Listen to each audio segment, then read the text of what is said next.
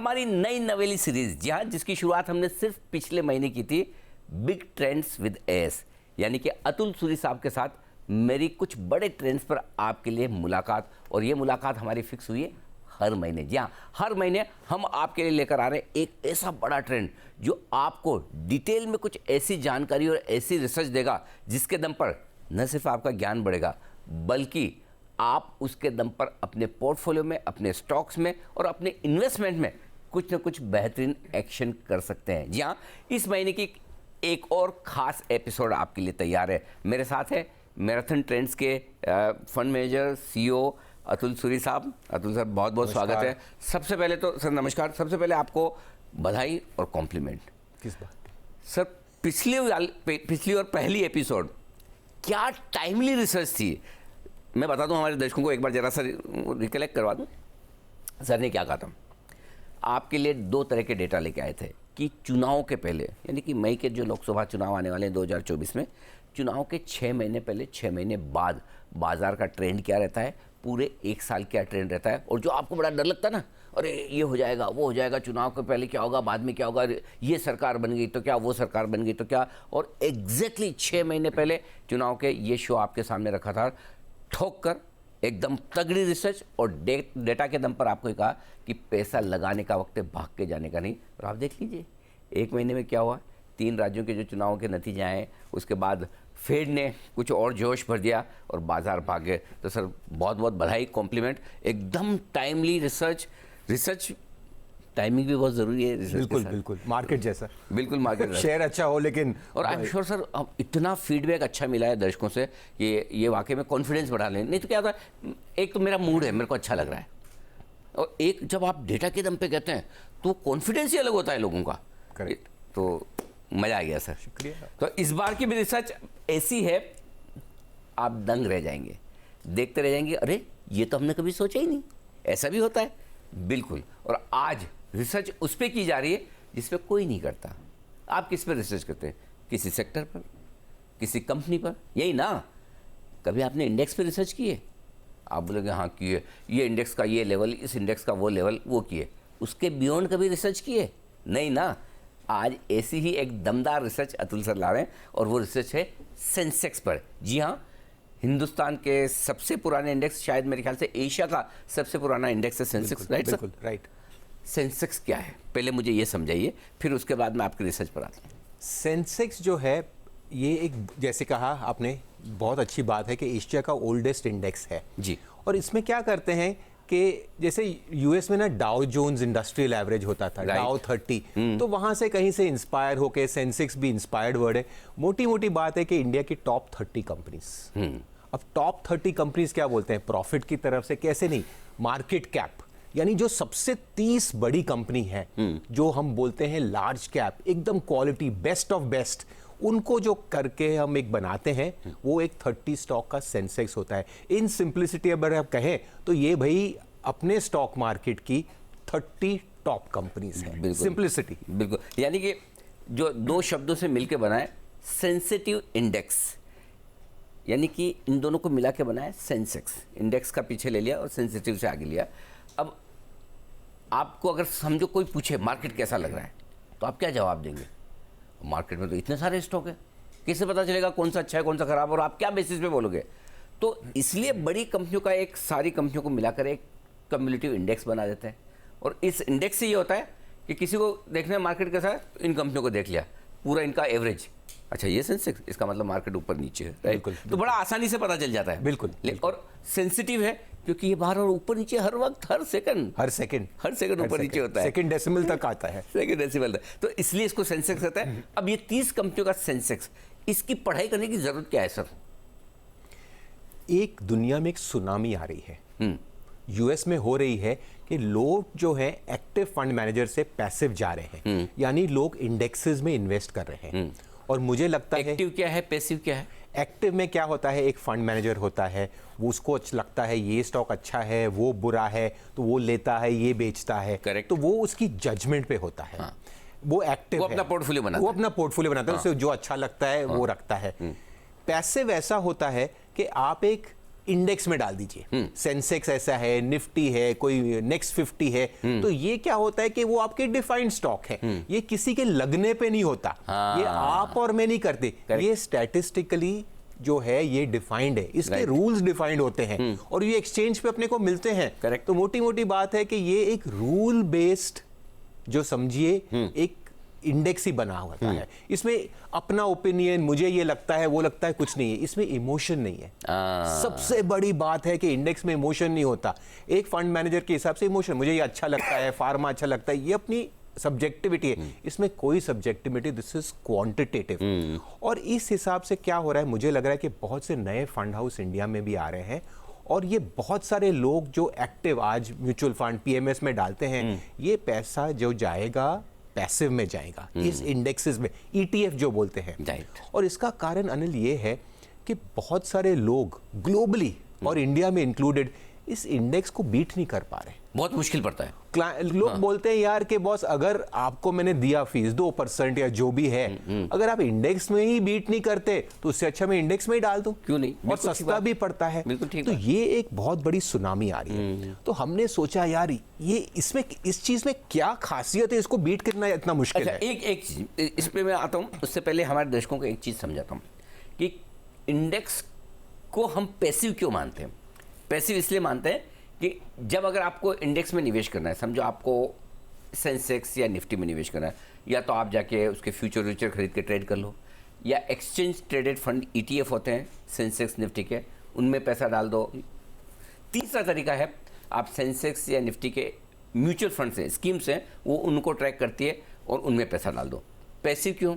Passive इसलिए कि इसमें फंड मैनेजर का दिमाग बिल्कुल नहीं है। जिस प्रपोर्शन में एक पर्टिकुलर शेयर सेंसेक्स में है, उतना का उतना पैसा हर शेयर में चले जाता है। इसलिए बिना दिमाग लगाए पैसा लगाना, इसको आमतौर पर पैसिव इन्वेस्टिंग कहते हैं। अब इसमें इंटरेस्ट क्यों बन रहा है, जो आप बताने वाले हैं, ये बताएं सर। इसमें ये इंटरेस्ट इसलिए बन रहा है क्योंकि लोग कहते हैं कि यार आप एक्टिव फंड जो हैं ये आपके इंडेक्स को बीट नहीं कर रहे। करेक्ट। तो मैं यार आपको 2% फीस क्यों दूं, मैं तो ये 0.5 0.25 तो बहुत मिनिमल फीस होता है, तो इसमें डालता हूं क्योंकि इसमें तो यार ना खिचखिच है कि कौन सा फंड हाउस चूज करना है, कौन सा fund manager, large cap scheme, mid cap scheme, growth scheme, infra scheme, ये तो एक सिंपल सा इंस्ट्रूमेंट है। तो हमने सोचा यार ये इस चीज में है क्या fund managers are not good enough. But असली बात ये नहीं है, फंड मैनेजर बहुत अच्छे हैं, लेकिन ये जो इंडेक्स है ना, ये इन इटसेल्फ इज सुपीरियर। ये सब फंड मैनेजर का बाप है। एक्चुअली ये किसी ने बहुत इंटेलिजेंटली क्रिएट किया है। तो हम समझने लगे कि हमको इस इंडेक्स से सीखना क्या चाहिए एज इन्वेस्टर, बिकॉज अगर ये इतनी अच्छी परफॉर्मेंस दे रहा है, इसको बीट करना इतना मुश्किल है, तो हमें सीखना चाहिए ये हमें क्या सिखा रहा है। तो क्या फिर जो लोग ये मानते हैं, समझते हैं कि इंडेक्स या सेंसेक्स वाकई में पैसिव है, क्या पैसिव है, या वाकई में बिना सोचे समझे, बिना जाने इतना एक्टिव है कि हमें पता ही नहीं?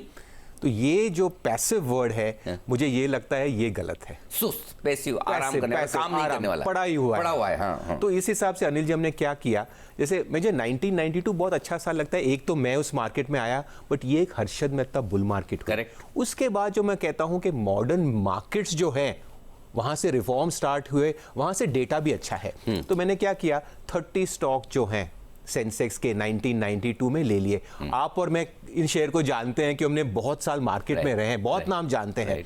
और मैंने आज का सेंसेक्स लिया जिसमें भी 30 स्टॉक हैं। आपने 92 से लिया? 92 से 30 साल, 30 इयर्स, ब्यूटीफुल टाइम फ्रेम। और 30 स्टॉक तभी भी थे, 30 स्टॉक अभी भी है। करेक्ट। लेकिन जब हमने देखा कि भाई कितने स्टॉक जो 1992 सेंसेक्स में थे आज भी है, और हमें मिला कि द नंबर इज ओनली 6। बस 30 में से सिर्फ 6 स्टॉक रह गए। क्या बात कर रहे हैं, मतलब 24 स्टॉक, 24 बाहर हो गए। 24 बाहर हो गए और नए आ गए। और इस जर्नी में कितनी स्टॉक जो आए और गए 30 साल में, ओवर 100 स्टॉक्स। अच्छा। तो जब हम इसे पैसिव बोलते हैं, भाई ये एक्चुअली पैसिव नहीं है। 106 स्टॉक तो आए गए, वो भी हो गए, और बचे खाली 6 ही। 24 तो बिल्कुल ही आज की तारीख में नहीं है उसमें। तो सिर्फ 6 सर्वाइवर हो गए। तो ये हमको पहला समझ आता है कि जो हम लगता है ना, हम कहानी लोग बोलते हैं भाई स्टॉक ले लो 10 20 30 साल, आप देखेंगे कि इंडेक्स में भी इसकी कोई गारंटी नहीं है। और ये इंडेक्स एक्चुअली कोई पैसिव वैसिव नहीं है, ये एक बहुत ही इंटेलिजेंट और स्मार्ट है। अतुल सर, मैं जो समझ रहा हूँ, फिर इसका मतलब क्या ये समझें कि इंडेक्स पैसिव नहीं है, इंडेक्स के अंदर कोई स्टॉक आए या बाहर निकले उसकी प्रोसेस पैसिव है, वो प्रोसेस डिफाइंड है, वो डिफाइंड है। और ये क्या होता है, साल में 2 बार होता है exchanges, Correct. Twice a year जो बोलते हैं, इनमें मूवमेंट होती है, ये अंदर आएगा, ये अंदर बाहर जाता है। हाँ। और इसका टेक्निक भी क्या होता है, इसका टेक्निक बहुत सिंपल है। हाँ। जो बोलते हैं ना, बढ़ते सूरज को सलाम, हाँ। ये इंडेक्स बढ़ते सूरज को सलाम करता है। ये जो 6 स्टॉक रह गए, उनमें आप देखेंगे क्या है, ये भाई वो कंपनियां हैं which have done well over 30 years, और जो 24 घटी हैं वो आप देखेंगे कि वो एक्चुअली धंधे खराब हो गए। तो इंडेक्स ने अंदर ही आपका एनालिसिस कर दिया है। जो खराब होने वाला है पहले ही बाहर निकालो, चलो हटाओ, बिल्कुल। और जो अच्छा होने वाला आ जाओ भाई, आ जाओ।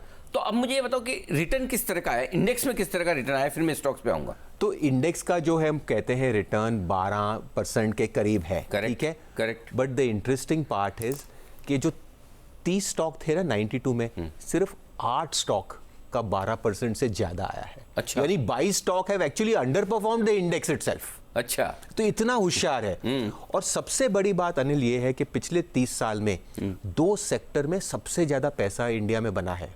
फर्स्ट इज आईटी, करेक्ट, और सेकंड है बैंक्स। और 1992 में ना एक आईटी का स्टॉक था, ना एक बैंकिंग स्टॉक था। क्या बात कर रहे हो। तो जो पैसा सबसे ज्यादा बना है, वो तो लोग कहते हैं ना भाई शेयर ले लो, डब्बे में डाल दो, 30 साल बाद देखेंगे, दादे के पड़े हुए हैं, वो एक किस्मत की और कहानीबाजी होती है। बट एक्चुअली जो सबसे बड़े 2 सेक्टर में जहां सबसे ज्यादा वेल्थ क्रिएशन हुआ है, वो 1992 में था ही नहीं। ना एक आईटी स्टॉक था, आप लिस्ट में देख लीजिए, ना एक बैंक, स्टेट बैंक भी नहीं था सर 1992 में। सो द फैक्ट इज के अगले हमारे लिए हमें क्या सीख है कि भाई एक तो है कि हमें जो एक चर्न है या मूवमेंट है, इससे डरना नहीं चाहिए। फ्यूचर कोई नहीं जानता, फ्यूचर डायनामिक है, बल्कि अगले 30 साल में जो शेयर में सबसे ज्यादा पैसा बनेगा, शायद वो आज लिस्ट भी नहीं हुए। हाँ, पॉसिबल है, बिल्कुल, वेरी मच, बिल्कुल ठीक बात। ये ब्यूटी है सेंसेक्स की, कि जैसे शेयर या सेक्टर बढ़ते हैं, आते हैं, ये आ जाते हैं, और जैसा कोई घट जाता है, गिर जाता है वो। जैसे मैं आपको 2 स्टॉक की बताऊं, ये जो लिस्ट में बहुत इंटरेस्टिंग है। एक था 1992 में स्टॉक हिंदुस्तान मोटर्स, और दूसरा था प्रीमियर ऑटो। करेक्ट। तो ये थी भाई गाड़ी एम्बेसडर और फिएट, 2 ही गाड़ियां चलती थी, और उसकी 6-6 महीने वेटिंग होती थी। स्टेटस सिंबल था। तो आप कहिए ना, क्या प्रोडक्ट किया, चैनल चेक किया, आपने कहा कि यार ये सबसे अच्छी, सबसे best top selling product waiting क्या है, हिंदुस्तान मोटर्स और प्रीमियर ऑटो। और आज 30 साल बाद ये शेयर ने नेगेटिव रिटर्न दिया है। लिस्टेड भी है थोड़ा बहुत, नाम के लिए अभी भी लिस्टेड है, नाम के लिए लिस्टेड। बट बात ये है क्या हमें बहुत बार लगता है यार ये बड़ी कंपनी है, 30 साल, हम बोलते हैं ना इंडिया का नेक्स्ट 5 ट्रिलियन 10 ट्रिलियन, हम इन्वेस्ट करते हैं कि क्या शेयर लें, बट एक्चुअली सच्चाई ये है कि पैसा कहां बनेगा कोई नहीं जानता। और ये सेंसेक्स भी यही मानता है। और ये तो 12% रिटर्न आप जो कह रहे हो सालाना बना के दिया है, CAGR, और अगर डिविडेंड जोड़ दे तो और ज्यादा, वो 1-1.5% तो डिविडेंड यील्ड भी बन गया। 1.5% सालाना बढ़ना तो बड़ी बात है, बड़ी बात है। बट द ब्यूटी इज के 22 स्टॉक तो उतना भी नहीं कर पाए, और ये तो सबसे बड़े थे। बहुत से नाम है, बहुत जो बोलते हैं ना फैमिलीज थी, Bombay Dyeing, These were very big families, ये खानदानी लोग हैं। But actually share market point of view से दे तो क्वालिटी क्या होती है, मेरा डेफिनेशन ये है, क्वालिटी वो कंपनी होती है जो कंसिस्टेंट अर्निंग करती है। किसी मैनेजमेंट के नाम से, किसी फैमिली से कुछ क्वालिटी नहीं होती। ये बाजार में क्वालिटी और gains is a moving thing, और ये ही जो है ये इंडेक्स उसको बहुत, क्यों ये इमोशन तो रखता ही नहीं। इसमें सेंसेक्स की सबसे खास बात आप ये बता रहे हैं कि जब भी हर 6 महीने में सेंसेक्स रीबैलेंसिंग होती है, करेक्ट, तब ये खराब शेयर होगा कोई, या खराब होने वाला होगा तो उसको बाहर निकाल के फेंक देगा, और अच्छा होने वाला होगा तो ले आएगा। बिल्कुल। ये प्रोसेस किस तरह से होती है? ये इनका होता है कि ये एक मार्केट कैप होती है।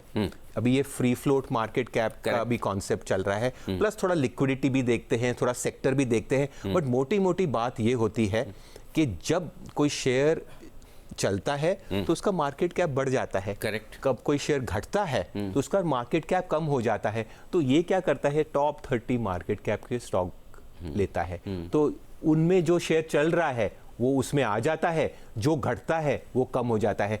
तो एक्चुअली जो इंडेक्स है ये एक अल्टीमेट, मैं कहता हूं ट्रेंड फॉलोअर कहते हैं। ट्रेंड फॉलोअर क्या होता है कि भाई जहां भी ट्रेंड है भाव का, ट्रेडर भी तो ट्रेंड फॉलोअर देखिए सब होते हैं। आप जो देखते हैं ट्रेडिंग पॉइंट ऑफ व्यू, भले वो इंट्राडे करते हैं यहाँ, बट फिलॉसफी सेम होती है कि जहां पे ब्रेकआउट आते हैं, जहां भाव बढ़ते हैं, ट्रेडर वो लेता है। Correct. और जहां भी नीचे जाता है वो शॉर्ट करता है या बेचता है।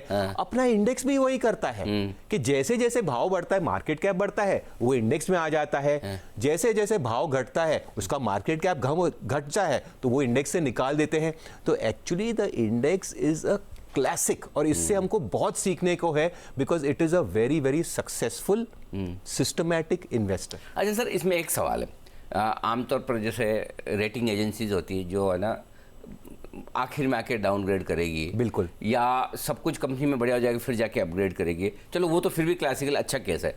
आपने तो मूवीज बहुत देखी होगी, बॉलीवुड मूवीज में कैसे होता है बिल्कुल। कि मतलब है ना क्लाइमैक्स में सब काम हीरो कर लेता है। हाँ। फिर पुलिस आती है बिल्कुल विलेन को पकड़ने के लिए। करेक्ट। तो कई लोग ये कहते हैं ये सेंसेक्स में जब एंट्री होती है और एग्जिट होती है बहुत लेट हो जाता है, टॉप हो जाता है। हाँ, बोले यार ये अब आया ना सेंसेक्स में, इससे पहले तो इतना बड़ा हो गया तब तो आया, और निकलने होता है अरे खराब तो हो ही गया ना, अब निकल रहा है। तो इस बात में कितना दम और सच्चाई है?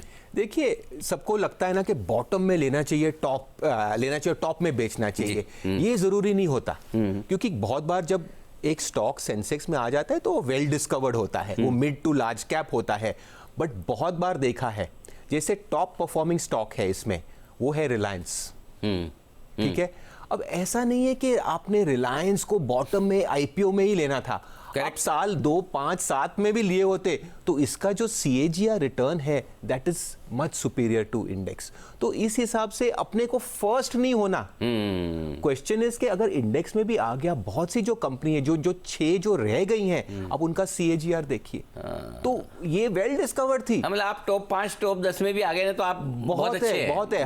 हमको लगता है कि भाई इस मार्केट में सबसे बड़ा प्रिंसिपल है survival of the fittest. Correct. Charles Darwin की बुक थी। राइट। अपने बाजार में भी, अपने इंडेक्स में भी वही है, सर्वाइवल ऑफ द फिटेस्ट। अगर आप सर्वाइव कर गए, अपने आप आपका पैसा बन जाता है। और ये जो इंडेक्स है वो सर्वाइवल ऑफ द फिटेस्ट के प्रिंसिपल, ये Charles Darwin evolution of theory, ये बेसिक प्रिंसिपल जो ह्यूमैनिटी का है वो एक्चुअली अपना इंडेक्स का है, और वही आपका इन्वेस्टिंग का है, वही आपका ट्रेडिंग का है। अब सर एक चीज बताइए, आपने 30 साल की स्टडी की, मतलब क्या सही तरीका सही है बदलाव का? और अगर दोनों तरीके से, कि एक तरह सेंसेक्स में बदलाव हो और एक तरह बदलाव ना हो, तो किस तरह के रिटर्न्स बनते हैं वो बताइए। तो ये सबसे शॉकिंग नंबर है। हाँ। तो हमने क्या किया कि भाई चलो सेंसेक्स में इतनी मूवमेंट आई, तो आज समझो सेंसेक्स 70,000 है, मोटा मोटा जो भी है। तो हम कहते यार जो 1992 थे ना, सोचिए कि कोई शफलिंग ही नहीं होता, वो वहां का वहां ही रहा होता। करेक्ट। तो हम जो है एक्चुअली जो पैसिव बोलते हैं वो एक्चुअली पैसिव होता, क्योंकि उसने अंदर से शेयर नहीं भी बदले। करेक्ट। तो आज जो आपका सेंसेक्स 70,000 है, अगर आप बिल्कुल चर्न नहीं होते तो ये 26-27 का बस क्या बात करें, तो आपका जो रिटर्न है इतना कम होता। तो एक्चुअल अगर पैसिव होता तो आपका रिटर्न उतना ही होता। ये तो इसकी चर्न की करामात है, इसकी चर्न की जो एबिलिटी है कि आज इसको 70,000 ले गए हैं। करेक्ट। तो इसलिए आपने जो डेटा दिया बड़ा इंटरेस्टिंग है। अगर सेंसेक्स में 1992 के बाद कोई बदलाव नहीं होता तो आपके पैसे होते 13 करोड़ रुपए, 1 करोड़ लगाए होते तो 13-14 करोड़। करेक्ट। और अगर ये बदलाव के साथ है 1 करोड़ लगाए तो 35 करोड़। हाँ, ये फर्क है, इतना फर्क है। हाँ। और इसीलिए बदलाव एज ए इन्वेस्टर, भले आप इंडेक्स में डालें नहीं डालें, बट हमारी सीख ये है कि इंडेक्स की तरह हमें भी एक पोर्टफोलियो को रिफ्रेश करना चाहिए। I like the term refresh, कि वही रिफ्रेश है, चेंज होता रहता है यार, नए नए सेक्टर आते हैं, नए स्टॉक आते हैं, नए लीडर आते हैं, पुराने अच्छे अच्छे नाम गायब हो जाते हैं। नोसिल, हिंदुस्तान मोटर्स, प्रीमियर ऑटो, बॉम्बे डाइंग, जेनिथ बिरला, ये कितनी महा कंपनीज थी, हाँ, गायब हो जाते हैं। तो इसलिए पछाड़ना सेंसेक्स को मुश्किल है। क्या क्या कारण आपको लगता है इसका? मेरे हिसाब से कि एक तो बड़ी बात है कि ये एक pure, actually Sensex is a strategy in itself. ये ऐसा कोई पैसिव जैसा नहीं है कि पड़े 30 स्टॉक ले लिए। इसका एक प्रोसेस है, और जिसने 100 साल पहले या जो भी बनाया था, ये बहुत सोच समझ का, और जो चीज 100 साल चलती है ना अनिल, उसकी रिस्पेक्ट करनी चाहिए, बिकॉज दैट इज क्लासिक।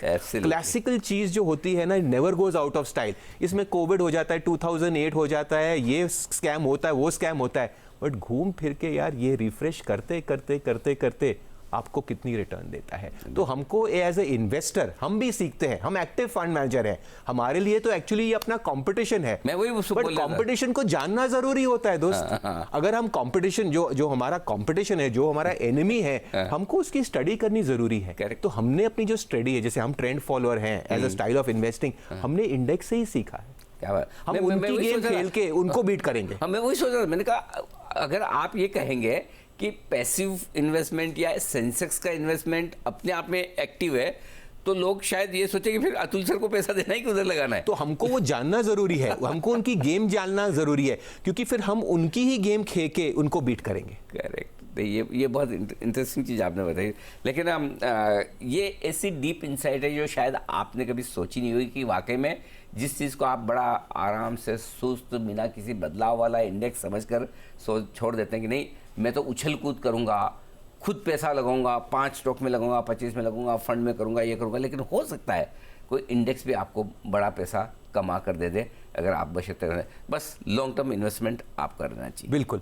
है ना। Over a period of time आप अच्छा पैसा, चाहे सेंसेक्स में, बिकॉज सेंसेक्स में ऐसी अच्छी बात है ना कि कुछ भी हो जाए ये कभी कैश में नहीं जाता। हाँ, इन्वेस्टर क्या होता है, अब मैं कैश में चला जाऊं, अब मैं डबलिंग करूं, ये करूं, इसमें कुछ भी होता है। कोविड भी होता है, 40% मार्केट घटती है, उसमें 30 के 30 स्टॉक ही रहते हैं। और आज नहीं बोलता कि 29 है, और न कभी जीरो हुआ, बिल्कुल न कभी डिलिस्ट हुआ, नहीं, बिल्कुल बिल्कुल नहीं। न कभी उसके प्रोमोटर को लेके कोई ऐसी इश्यू होगी कि भाई आपकी लिक्विडिटी 1 मिनट की लिक्विडिटी है, आपको इंडेक्स में जितना बेचना है अब 1 मिनट में आप सौदा कर सकते हैं। बिल्कुल। तो अगर आपको लगता है कि मुझे शुरुआत करनी है, मुझे किसी पर भरोसा हो ना हो मार्केट में, तो कोई इंडेक्स फंड, कोई इंडेक्स ETF, कोई सेंसेक्स निफ्टी या कोई और इंडेक्स आपके लिए निवेश की शुरुआत करने का सबसे बढ़िया तरीका हो सकता है। और एक बार जब आपको अंडरस्टैंडिंग और समझ आ जाए, फिर आप अपने हिसाब से चाहे तो फंड्स के जरिए आप पैसा लगा सकते हैं। ये बहुत ही बेहतरीन और detail in depth research Atul sir ने हमें दी।